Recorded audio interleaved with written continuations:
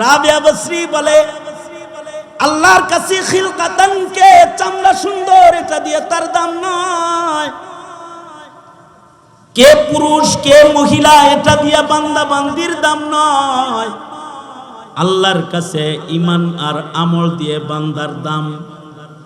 আল্লাহর কাছে ইলমের দ্বারাই মানুষের দাম।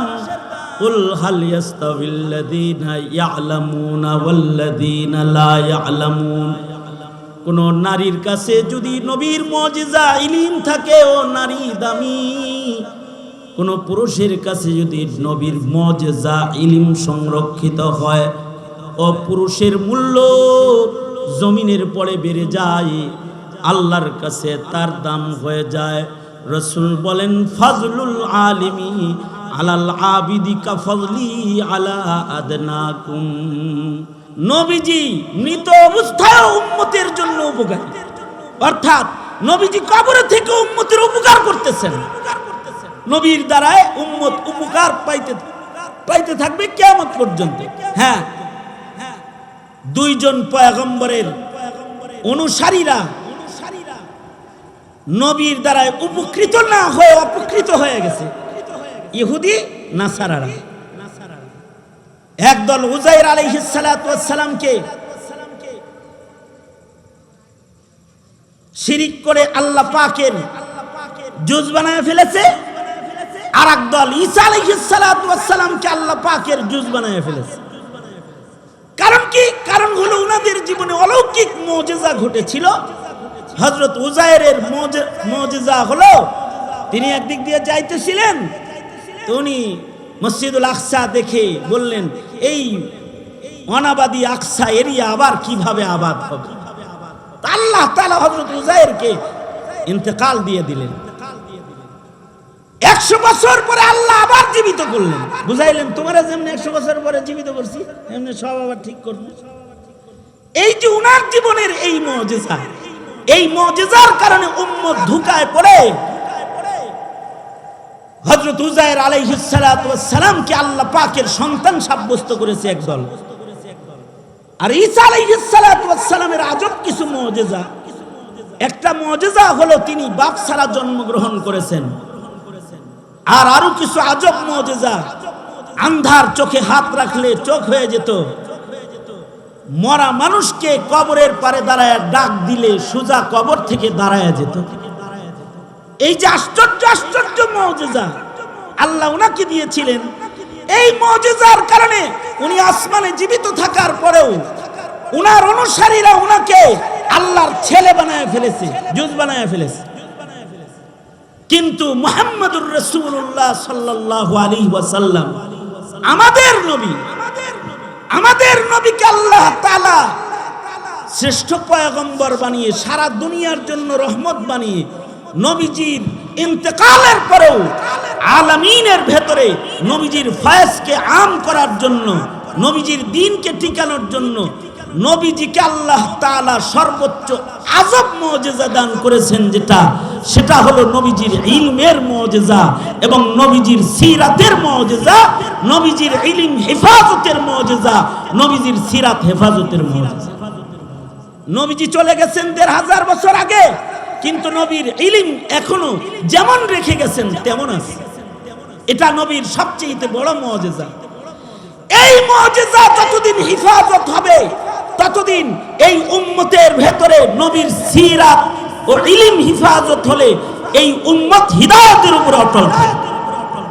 আর যদি উম্মত নবীজির এই মুজিজাত থেকে দূরে সরে যায়, এরা গোমরাহ হয়ে যাবে। এ কারণেই আল্লাহর রাসূল বলেন, قال رسول الله صلى الله عليه وسلم تركت فيكم أمرين لن تضلوا ما تمسكتم بهما كتاب الله وسنة رسوله। আল্লাহর নবী বলেন, আমি চলে গেলাম, দুইটা জিনিস দিয়ে গেলাম, যতদিন এই দুই জিনিস ধরে রাখবা ততদিন গোমরাহ হইবা না, পথভ্রষ্ট হইবা না।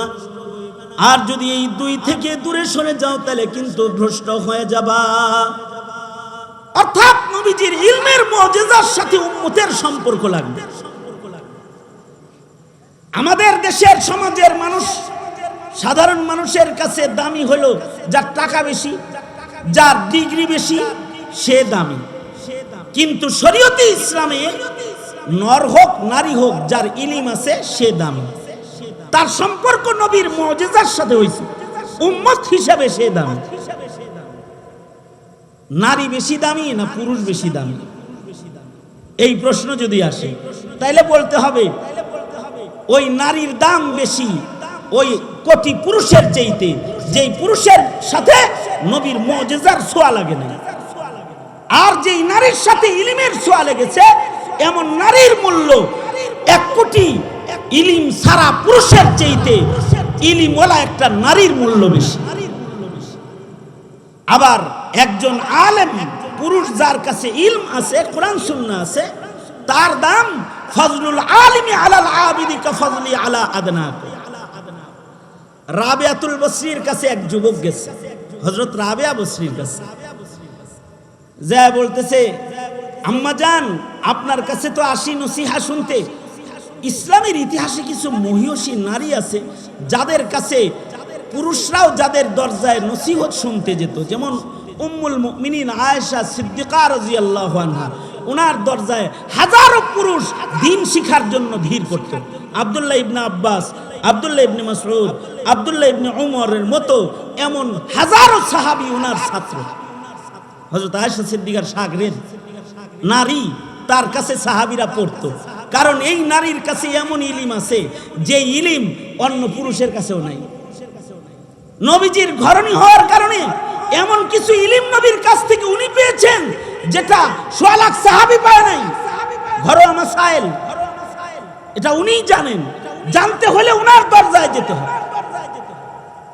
এ কারণে হযরত আয়েশার কাছে ছাত্র বেশি যাইত, যার কাছে ছাত্র বেশি যায় তার কাছে টাকাও বেশি লাগে।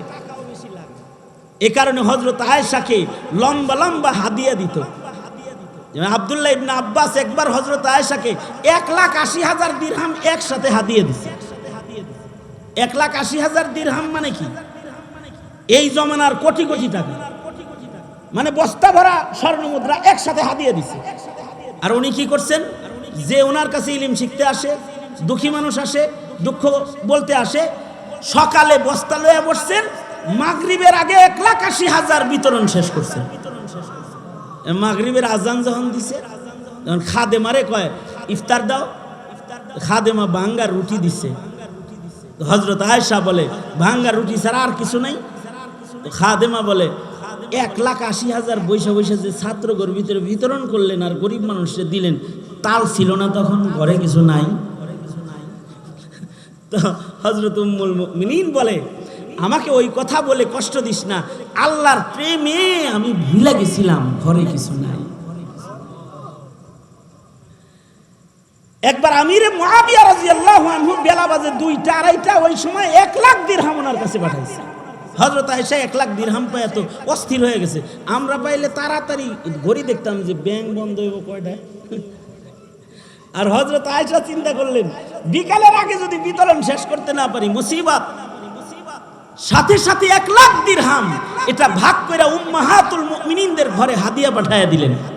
আর উম্মাহাতুল মুমিনিনগণ মাগরিবের আজানের আগে সব মানুষের ভেতরে বন্টন করে দিলেন। হযরত আয়েশার কাছে মানুষ বেশি যেত, এই কারণে ওনার কাছে টাকা হাদিয়াও বেশি যেত। আরেকটা কারণও আছে, ইয়াকুব নানতুবি রাহমাতুল্লাহ আলাইহি বলেছেন আরেকটা কারণ হলো হযরত আয়েশা তো নবীর ঘরে আছে, সাহাবীরা বড় বড় টাকার পুটলা আয়েশার ঘরে পাঠাইতো, তার মানে ওখানে হায়াতুন নবী, নবী তো হায়াতুন নবী, নবীরা কবরে জিন্দা, আয়েশার ঘরে পাঠানো মানে জিন্দা নবীর ঘরে টাকা পাঠানো। আল্লাহু আকবার বলেন, জোরে বলেন আল্লাহু আকবার। নবীরা কি কবরে জিন্দা, আমাদের নবী কি কবরে মৃত না জীবিত? হায়াতুন নবী, জীবিত। নবীরা যে হায়াতুন নবী এটা বোঝানোর জন্য কোরআন হাদিসও লাগে না, আমাদের আকাবিরদের ইলম যথেষ্ট। আমাদের আকাবিরদের ইলম শোনো, আমাদের আকাবিররা বলে নবী যে জিন্দা আছে এর 3টা দলিল নাও, আকলি দলিল। একটা দলিল হইল যে নবীর দেহ মাটির নিচে উপরেও যেমন ছিল নিচেও তেমন আছে। মৃত মানুষের দেহ মাটি খায়, জীবিতটা খাইতে পারে না। আরেকটা হলো নবীর ইন্তেকালের পরে নবীর মিরাজ বন্টন হয় নাই, বোঝা যায় নবী জীবিত। মরা মানুষের না মিরাজ বন্টন হয়।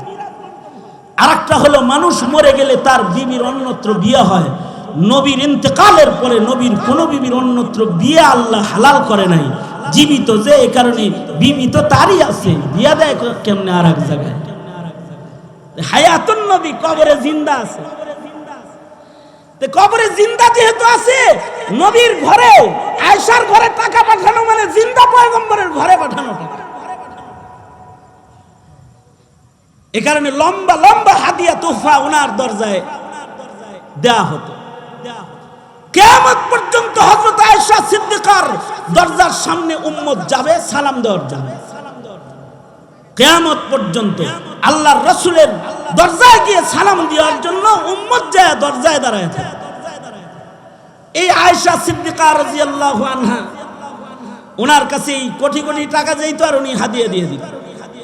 এ কারণে আমাদের দেশের মুহতামিম যারা, এদের কাছে গোপনে টাকা দেয়। যেমন আলী আকবর শাহ হুজুর আছে, বড় মাদ্রাসার মুহতামিম, আমাদের আব্দুল্লাহ মামা আছে, বড় হুজুর যারা আছে, এদের কাছে টাকাওয়ালারা গোপনে যায় কোটি কোটি টাকা দিয়ে আইসা বলে, কারোর কাছে বললেন না, ছাত্র করে খাওয়াই দিয়ে। কারণ কারণ ওনাদের ছাত্র তালবে ইলম বেশি, ওনাদের টাকার দরকার আছে বেশি। হযরত রাবিয়া বসরির কাছে এরকম লোকজন যাইত। হযরত রাবিয়ার কাছে এক যুবক যায় বলতেছে, আম্মা জান, আপনার কাছে ইলম শিখতে আসি, কিন্তু ঠকে গেছেন, জীবনে ঠকছেন। কেন? যদি খালি পুরুষ হয়ে জন্মাইতেন তাইলে না জিততেন।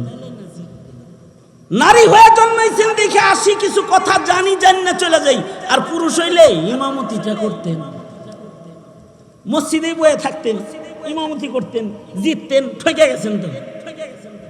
তার মানে কি, তোমার নজরে কি পুরুষের দাম বেশি না মহিলার দাম বেশি?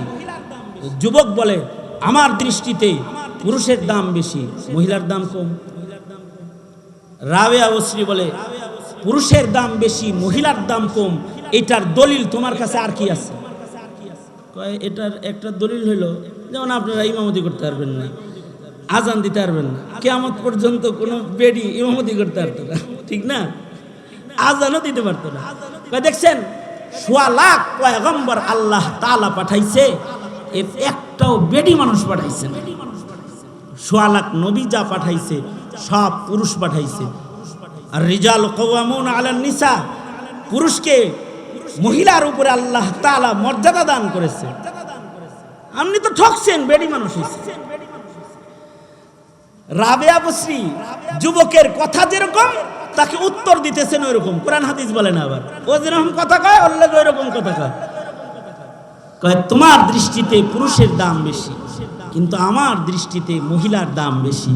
কারণ দুনিয়ার কোন পুরুষ মায়ের পেট ছাড়া আসতে পারে নাই, বাপ ছাড়া দুই একজন আইছে।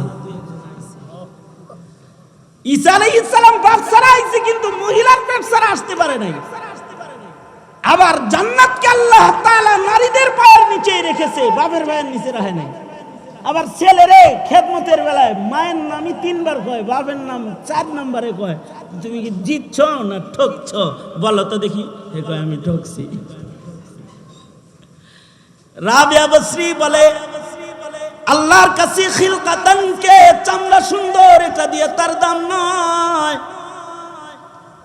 কে পুরুষ কে মহিলা, এটা দিয়ে বান্দা বান্দির দাম নয়। আল্লাহর কাছে ঈমান আর আমল দিয়ে বান্দার দাম। আল্লাহর কাছে ইলমের দ্বারাই মানুষের দাম।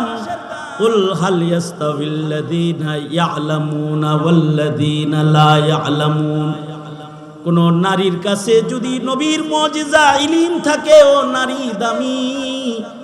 কোন পুরুষের কাছে যদি নবীর মুজিজা ইলম সংরক্ষিত হয়, ও পুরুষের মূল্য জমিনের পরে বেড়ে যায়, আল্লাহর কাছে তার দাম হয়ে যায়। রাসূল বলেন, ফাজলুল আলিমি আলাল আবিদি কাফাজলি আলা আদনাকুম। আল্লাহর রাসূল বলেন, নবীজি বলেন যে সাহাবীরা তোমাদের মাঝে আমার মূল্য যেমন, জনসাধারণের মাঝে একজন আলেমের মূল্য তেমন। সুতরাং উম্মতের ভেতরে দামি মানুষ বানাইবার সিলসিলা জারি রাখতে হলে ইলমের চর্চা জারি রাখতে হবে। বর্তমান সময়ের শিক্ষা ব্যবস্থা মুসলমানদেরকে ইলম থেকে দূরে সরায় মূর্খ বানায় সব মুশরিক আর মুরতাদ বানানোর চক্রান্ত করতেছে। উলামায়ে কেরামের শুকরিয়া আদায় করে আপনারা শেষ করতে পারবেন না। এরা মাদ্রাসা জিন্দা রেখে আপনার সন্তানের ঈমান বাঁচানোর চেষ্টা করতেছে, আপনার সন্তানকে রাসূল চিনানোর চেষ্টা করতেছে। যদি এই ইলমের সাথে জাতির সম্পর্ক না থাকে তো জাতি বিভ্রান্ত হয়ে যাবে। হকের উপরে চলা, সিরাতে মুস্তাকিমের উপরে চলার যোগ্যতা এই জাতির আসবে না। আর এই ইলম, নবীর সিরাত, নবীর রেখে যাওয়া কোরআন, এটা নবীর সবচেয়ে বড় মুজিজা। সারা পৃথিবীর সকল বিজ্ঞান আর সকল প্রযুক্তি ব্যবহার করেও নবীর রেখে যাওয়া কোরআন হাদিসকে মিটায় দেওয়া সম্ভব না। যারা মিটাইতে আসবে তারা মিটে যাবে, কোরআন হাদিস থেকে যাবে। দেখেন না, পৃথিবীর সব জ্ঞান বিজ্ঞান কম্পিউটারে ঢুকতেছে আর কোরআন আর হাদিস মাথার ভিতরে ঢুকতেছে। এখনো বাচ্চাদের ভেতরে হাফেজে কোরআনের সংখ্যা বেশি। ছোট ছোট বাচ্চারা কোরআন হাফেজ হইয়া হিফজ কইরা বিশ্ব পুরস্কার নিয়ে আসতেছে। লক্ষ হাদিসের হাফেজ ছোট বাচ্চা পাওয়া যাচ্ছে। এদের লাখ হাদিস মুখস্থ হয়ে গেছে। বাচ্চা বয়স, কিশোর বয়স 1 লাখ হাদিস মুখস্থ এরকম পাওয়া যাচ্ছে। সারা দুনিয়ার জ্ঞান বিজ্ঞান যখন সফটওয়্যারে ঢুকতেছে তখন আল্লাহ তাআলা কোরআন আর হাদিসকে মানুষের মাথায়, কলবের ভেতরে সংরক্ষণ করতেছে। তার মানে দুনিয়ার সব মিটতে পারে, নবীর মুজিজা কোরআন হাদিস মিটতে পারে না। সুতরাং কোরআন হাদিসের খাদেম হওয়া, মুঈন হওয়া, মুহিব হওয়া, যেটাই হবে ওইটার ভিতরেই ফজিলত। রাসূল বলেন কুন আলিমান আও মুতাআল্লিমান আও মুঈনান আও মুহিব্বান। যে কোনো একটা হয়েও তুমি কোরআন হাদিসের ইলমের সাথে নিজেকে জড়ায় রাখো। সুতরাং এই মাদ্রাসার দেখভাল করব ইনশাআল্লাহ। বলেন এর মাধ্যমে নবীজির সাথে উম্মতের মুহাব্বত মজবুত হবে। আর এই মাদ্রাসার মাধ্যমে নবীর সিরাত হিফাজত হবে, নবীর রেখে যাওয়া কোরআন হেফাজত হবে। আল্লাহ তাআলা আমাদেরকে আল্লাহর রাসূলের রেখে যাওয়া আমানতের সংরক্ষণ করার তৌফিক দান করুন, আমিন বলেন।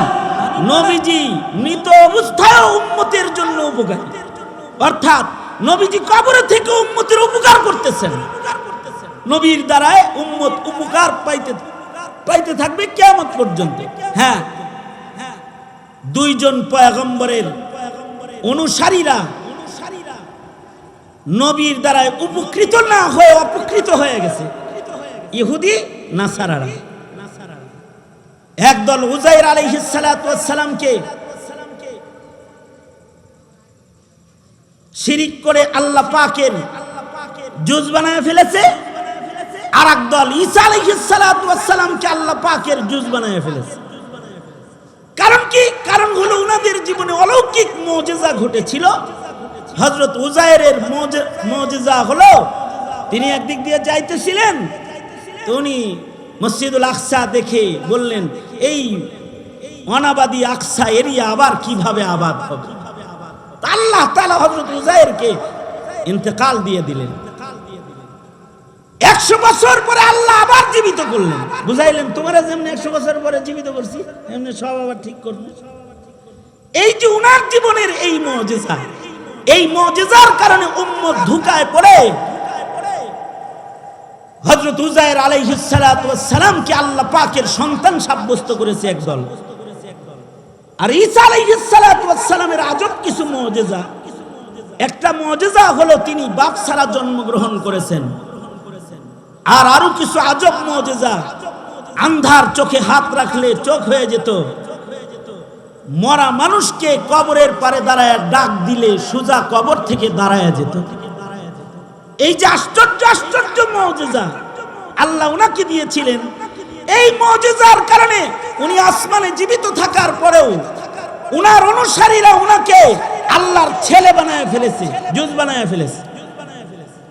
কিন্তু মুহাম্মদুর রাসূলুল্লাহ সাল্লাল্লাহু আলাইহি ওয়াসাল্লাম আমাদের নবী, আমাদের নবীকে আল্লাহ তাআলা শ্রেষ্ঠ পয়গম্বর বানিয়ে সারা দুনিয়ার জন্য রহমত বানিয়ে নবীজির ইন্তেকালের পরেও আলামিনের ভেতরে নবীজির ফয়েজকে আম করার জন্য, নবীজির দ্বীনকে টিকানোর জন্য নবীজিকে আল্লাহ তাআলা সর্বোচ্চ আজব মুজিজা দান করেছেন, সেটা হলো নবীজির ইলমের মুজিজা এবং নবীজির সিরাতের মুজিজা, নবীজির ইলম হেফাজতের মুজিজা, নবীজির সিরাত হেফাজতের মুজিজা।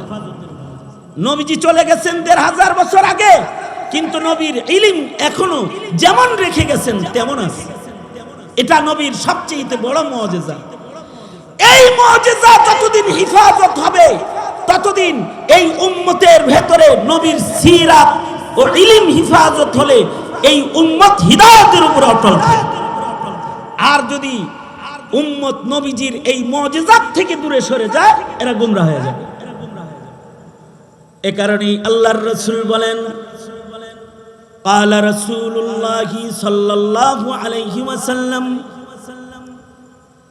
تركت فيكم أمرين لن تضلوا ما تمسكتم بهما كتاب الله وسنة رسوله।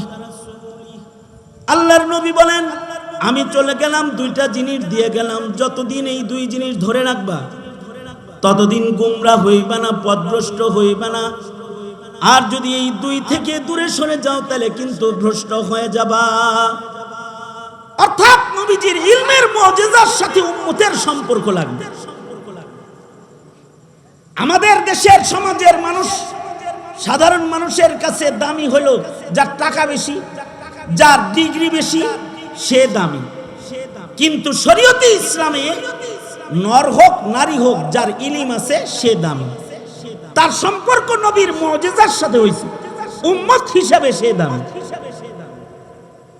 নারী বেশি দামি না পুরুষ বেশি দামি, এই প্রশ্ন যদি আসে তাইলে বলতে হবে ওই নারীর দাম বেশি ওই কোটি পুরুষের চাইতে, যেই পুরুষের সাথে নবীর মুজিজার ছোঁয়া লাগে না। আর যেই নারীর সাথে ইলমের ছোঁয়া লেগেছে, এমন নারীর মূল্য 1 কোটি ইলম সারা পুরুষের চাইতে ইলমওয়ালা একটা নারীর মূল্য বেশি। আবার একজন আলেম পুরুষ যার কাছে ইলম আছে, কোরআন সুন্নাহ আছে, তার দাম ফজলুল আলিমি আলাল আবিদি কা ফজলি আলা আদনাক। রাবিয়াতুল বসরির কাছে এক যুবক গেছে, হযরত রাবিয়া বসরির কাছে যা বলতেছে, আম্মা জান, আপনার কাছে তো আসি নসিহা শুনতে। ইসলামের ইতিহাসে কিছু মহিয়সী নারী আছে যাদের কাছে পুরুষরাও যাদের দরজায় নসিহত শুনতে যেত, যেমন উম্মুল মুমিনিন আয়েশা সিদ্দিকা রাদিয়াল্লাহু আনহা, ওনার দরজায় হাজারো পুরুষ দ্বীন শিখার জন্য ভিড় করত। আব্দুল্লাহ ইবনে আব্বাস, আব্দুল্লাহ ইবনে মাসউদ, আব্দুল্লাহ ইবনে উমরের মতো এমন হাজারো সাহাবী ওনার ছাত্র। হযরত আয়েশা সিদ্দিকার শাগরেদ নারী, তার কাছে সাহাবীরা পড়তো, কারণ এই নারীর কাছে এমন ইলম আছে যে ইলম অন্য পুরুষের কাছেও নাই। নবীজির ঘরণী হওয়ার কারণে এমন কিছু ইলম নবীর কাছ থেকে উনি পেয়েছেন যেটা 100 লাখ সাহাবী পায় নাই। ঘরোয়া মাসাইল এটা উনিই জানেন, জানতে হলে উনার দরজায় যেতে হয়। এ কারণে হযরত আয়েশার কাছে ছাত্র বেশি যাইতো। যার কাছে ছাত্র বেশি যায় তার কাছে টাকাও বেশি লাগে। এ কারণে হযরত আয়েশাকে লম্বা লম্বা হাদিয়া দিত। আব্দুল্লাহ ইবনে আব্বাস একবার হযরত আয়েশাকে 1,80,000 দিরহাম একসাথে হাদিয়া দিছে। 1,80,000 দিরহাম মানে কি? এই জমানার কোটি কোটি টাকা, মানে বস্তা ভরা স্বর্ণ মুদ্রা একসাথে হাদিয়া দিছে। আর উনি কি করছেন? যে ওনার কাছে ইলম শিখতে আসে, দুঃখী মানুষ আসে, দুঃখ বলতে আসে, সকালে বস্তা লয়ে বসছেন, মাগরিবের আগে 1,80,000 বিতরণ শেষ করছেন। মাগরিবের আজান যখন দিছে, যখন খাদেমারে কয় ইফতার দাও, খাদেমা ভাঙ্গা রুটি দিছে। হযরত আয়েশা বলে ভাঙ্গা রুটি ছাড়া আর কিছু নাই? খাদেমা বলে 1,80,000 বৈশা বৈশা যে ছাত্রগর ভিতরে বিতরণ করলেন আর গরিব মানুষকে দিলেন, তাল ছিল না তখন, ঘরে কিছু নাই? তো হযরত উম্মুল মুমিনিন বলে আমাকে ওই কথা বলে কষ্ট দিস না, আল্লাহর প্রেমে আমি ভুলে গেছিলাম, ঘরে কিছু নাই। একবার আমিরে মুআবিয়া রাদিয়াল্লাহু আনহু বেলা বাজে 2টা 2:30, ওই সময় 1 লাখ দিরহাম ওনার কাছে পাঠাইছে। হযরত আয়েশা 1 লাখ দিরহাম পায় তো অস্থির হয়ে গেছে। আমরা পাইলে তাড়াতাড়ি ঘড়ি দেখতাম যে ব্যাংক বন্ধ হইব কয়টায়। আর হযরত আয়েশা চিন্তা করলেন বিকালের আগে যদি বিতরণ শেষ করতে না পারি মুসিবত। সাথে সাথে 1 লাখ দিরহাম এটা ভাগ করে উম্মাহাতুল মুমিনিনদের ঘরে হাদিয়া পাঠায়া দিলেন। আর উম্মাহাতুল মুমিনিনগণ মাগরিবের আযানের আগে সব মানুষের ভেতরে বন্টন করে দিলেন। হযরত আয়েশার কাছে মানুষ বেশি যেত, এই কারণে ওনার কাছে টাকা হাদিয়াও বেশি যেত। আরেকটা কারণও আছে। ইয়াকুব নানুতুবি রাহমাতুল্লাহ আলাইহি বলেছেন আরেকটা কারণ হলো হযরত আয়েশা তো নবীর ঘরে আছে, সাহাবীরা বড় বড় টাকার পুটলা আয়েশার ঘরে পাঠাইতো, তার মানে ওখানে হায়াতুন নবী, নবী তো হায়াতুন নবী, নবীরা কবরে জিন্দা, আয়েশার ঘরে পাঠানো মানে জিন্দা নবীর ঘরে টাকা পাঠানো। আল্লাহু আকবার বলেন, জোরে বলেন আল্লাহু আকবার। নবীরা কি কবরে জিন্দা, আমাদের নবী কি কবরে মৃত না জীবিত? হায়াতুন নবী, জীবিত। নবীরা যে হায়াতুন নবী এটা বোঝানোর জন্য কোরআন হাদিসে লাগে না, আমাদের আকাবিরদের ইলম যথেষ্ট। আমাদের আকাবিরদের ইলম শোনো। আমাদের আকাবিররা বলে নবী যে জিন্দা আছে এর 3টা দলিল নাও, আকলি দলিল। একটা দলিল হইল যে নবীর দেহ মাটির নিচে, উপরেও যেমন ছিল নিচেও তেমন আছে। মৃত মানুষের দেহ মাটি খায়, জীবিতটা খাইতে পারে না। আরেকটা হলো নবীর ইন্তেকালের পরে নবীর মিরাজ বন্টন হয় নাই, বোঝা যায় নবী জীবিত। মরা মানুষের না মিরাজ বন্টন হয়। আরেকটা হলো মানুষ মরে গেলে তার বিবির অন্যত্র বিয়ে হয়, নবীর ইন্তেকালের পরে নবীর কোন বিবির অন্যত্র বিয়ে আল্লাহ হালাল করে নাই, জীবিত যে এই কারণে বিবি তো তারই আছে, বিয়া দেয় কেমনে আর এক জায়গায়। হায়াতুন নবী কবরে জিন্দা আছে। কবরে জিন্দা যেহেতু আছে, নবীর ঘরে আয়েশার ঘরে টাকা পাঠানো মানে জিন্দা পয়গম্বরের ঘরে পাঠানো টাকা। এ কারণে লম্বা লম্বা হাদিয়া তোহফা ওনার দরজায় দেয়া হতো। কিয়ামত পর্যন্ত হযরত আয়েশা সিদ্দিকার দরজার সামনে উম্মত যাবে সালাম দেওয়ার জন্য। কিয়ামত পর্যন্ত আল্লাহর রাসূলের দরজায় গিয়ে সালাম দেওয়ার জন্য উম্মত যায় দরজায় দাঁড়ায় থাকে। এই আয়েশা সিদ্দিকা রাদিয়াল্লাহু আনহা ওনার কাছে কোটি কোটি টাকা যাইতো আর উনি হাদিয়া দিয়ে দিত। এ কারণে আমাদের দেশের মুহতামিম যারা এদের কাছে গোপনে টাকা দেয়, যেমন আলী আকবর শাহ হুজুর আছে, বড় মাদ্রাসার মুহতামিম, আমাদের আব্দুল্লাহ মামা আছে, বড় হুজুর যারা আছে, এদের কাছে টাকাওয়ালারা গোপনে যায় কোটি কোটি টাকা দিয়ে আইসা বলে কারোর কাছে বললেন না, ছাত্র করে খাওয়াই দিয়ে। কারণ কারণ ওনাদের ছাত্র তালবে ইলম বেশি, ওনাদের টাকার দরকার আছে বেশি। হযরত রাবিয়া বসরির কাছে এরকম লোকজন যাইত। হযরত রাবিয়ার কাছে এক যুবক যায় বলতেছে, আম্মা জান আপনার কাছে ইলম শিখতে আসি, কিন্তু ঠকে গেছেন, জীবনে ঠকছেন। কেন?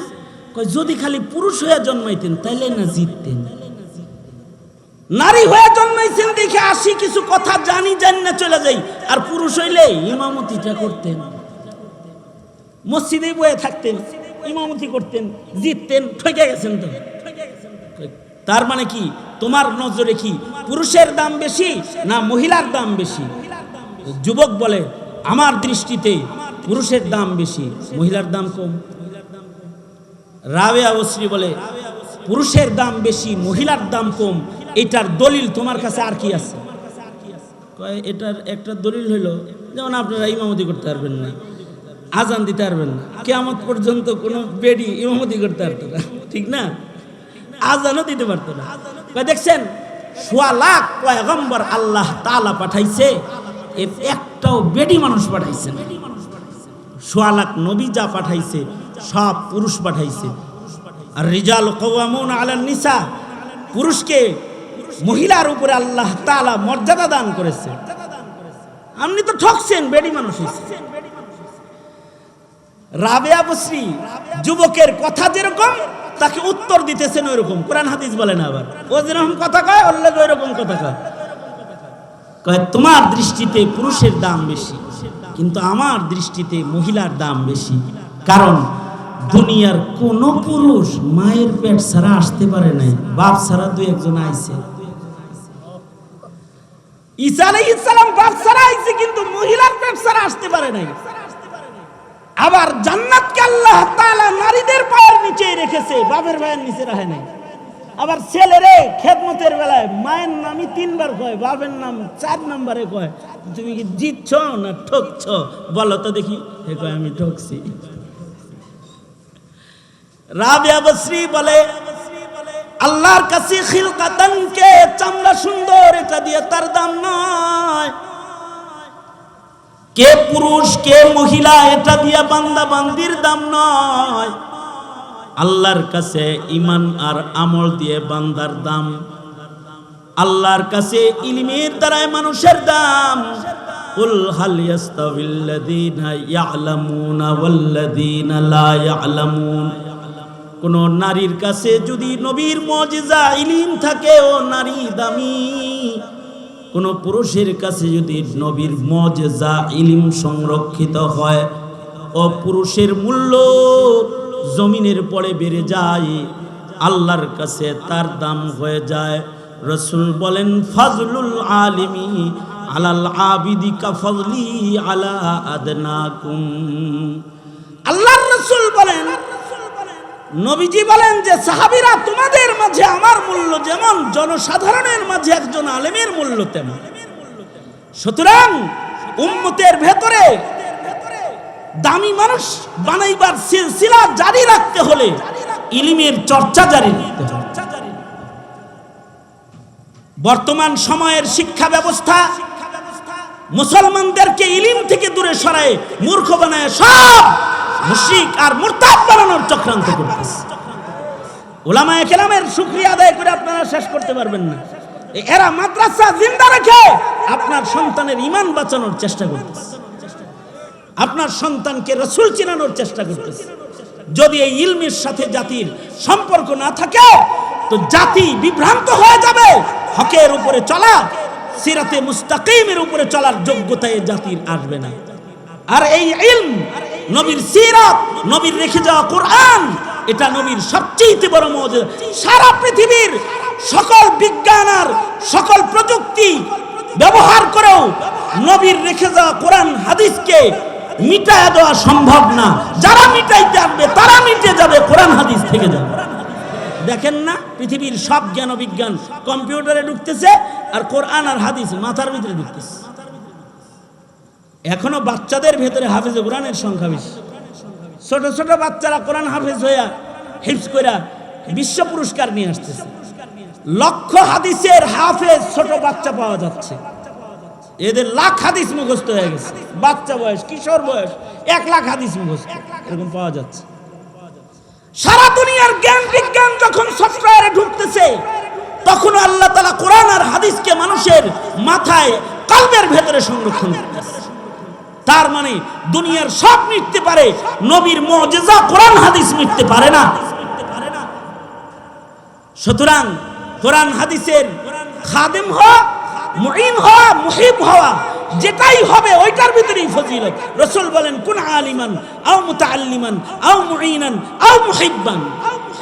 যে কোনো একটা হয়েও তুমি কোরআন হাদিসের ইলমের সাথে নিজেকে জড়ায় রাখো।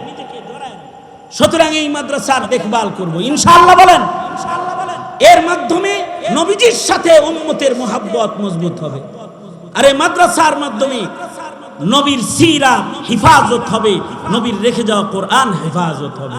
আল্লাহ তাআলা আমাদেরকে আল্লাহর রাসূলের রেখে যাওয়া আমানতের সংরক্ষণ করার তৌফিক দান করুন, আমিন বলেন। সবাই ইস্তিগফার করেন। আস্তাগফিরুল্লাহ রাব্বি মিন কুল্লি যামবি ওয়া আতুবু ইলাইহি লা হাওলা ওয়ালা কুওয়াতা ইল্লা বিল্লাহিল আলিয়্যিল আযীম। আস্তাগফিরুল্লাহাল্লাযী লা ইলাহা ইল্লা হুয়াল হাইয়ুল কাইয়্যুম ওয়া আতুবু ইলাইহি।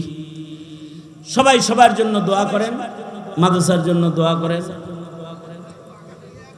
এই পিছনে কারা ওরে দোয়া করতে বলেন? আমি যখনই বসছি বয়ানে তখন ওদের এখানে লাগাইছেন আপনি।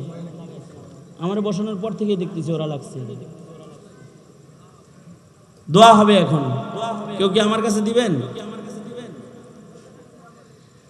5 মাসে 5,000 টাকা দিয়েন মাদ্রাসা।